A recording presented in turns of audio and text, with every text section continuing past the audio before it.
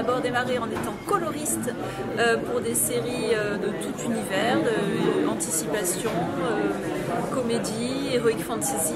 J'ai ensuite évolué en devenant dessinatrice de bande dessinée jeunesse pour les tout petits, de bande dessinée sans texte pour les 3-6 ans.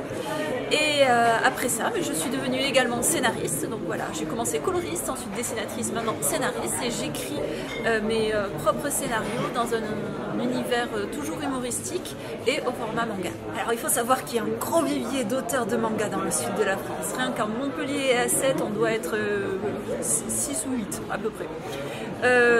Bien, je pense que c'est une passion en fait. Peu importe où on habite, peu importe notre milieu, si on a vraiment envie de faire quelque chose, je pense qu'il faut y aller à fond parce que on n'a qu'une seule vie. Et voilà, moi je suis tombée dans les dessins animés et la bande dessinée quand j'étais toute petite et je ne crois pas avoir jamais envisagé une autre carrière, ou alors c'était une carrière très approchante du milieu de la création de bande dessinée. Donc c'est pour moi une passion de jeunesse et il fallait absolument que je fasse ça. Très sincèrement, je ne me suis jamais posé la question. J'ai été tellement immergée quand j'étais toute petite dans les dessins animés et par la suite dans les mangas quand ils ont enfin commencé à être traduits, que pour moi, quand j'imagine une histoire, à la base elle est au format manga avec les codes de narration manga. Donc pour moi, il est plus compliqué de dessiner ou de concevoir une histoire au format franco-belge qu'au format manga.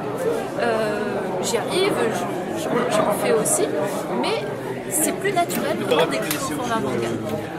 Eh bien, c'est assez rare en fait comme processus. En fait, c'est une éditrice japonaise qui est venue me demander de faire cet album.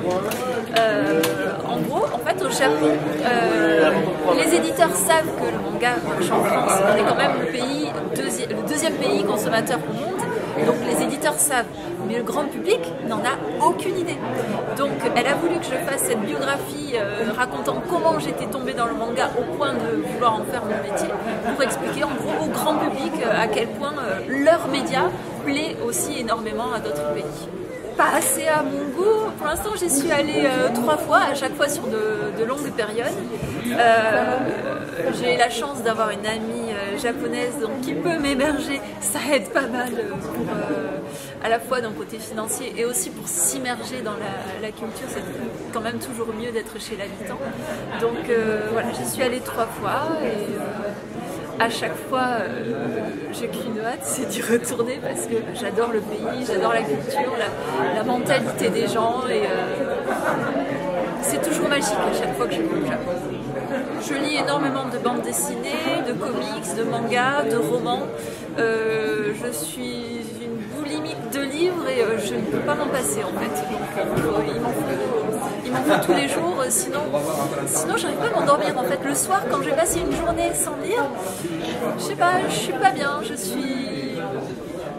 il me manque quelque chose, donc j'ai besoin de ce support, quel que ce soit, soit bande dessinée, manga, comics, roman, il me faut au moins un livre dans la journée. Alors, je travaille sur ma future série. Est-ce que je peux en dire quelque chose? Non, parce que c'est quand même assez éloigné. C'est vraiment, j'en suis au balbutiement en fait, de sa création. Ce que je peux dire, c'est que ce sera de l'humour, parce que c'est ce que j'aimerais écrire en fait. Moi, j'ai plein de bêtises dans ma tête. Et il faut qu'elles sortent, sinon je pense qu'il va y avoir des problèmes, il va y avoir des soucis. Donc je couche toute ma folie par papier et puis après je me sens beaucoup mieux. Donc ça sera une série humoristique, ça sera une série en plusieurs tomes, je ne sais pas encore combien. Et ça sera pas avant fin 2020. C'est ce que je peux dire. Alors moi mon préféré c'était Lamu. De toute façon mon autrice préférée c'est Rumiko Takahashi. On est très contente de l'avoir élue pour Angoulême. Et vraiment oui, sa série qui m'a le plus parlé c'est Urusei Yatsura, donc en français Lamu, parce que c'est pour moi celui qui a le plus d'humour absurde, d'humour loufoque, celui qui me plaît le plus. La série qui m'aurait le moins plu, c'est pas facile de dire ça, c'est compliqué. Peut-être peut-être une série trop à l'eau de rose, qui manque justement d'humour, ou qui manque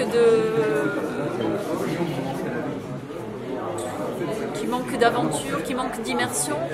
Mais voilà, de base je suis pas très shoujo. Il y en a que j'adore, mais c'est pas trop mon univers quand même. Voilà, je suis pas trop une romantique. Ouais, c'est un peu couru par rapport à ce que j'ai dit avant. Je dirais Rumiko Takahashi, mais pour savoir qu'est-ce qu'elle va écrire ensuite.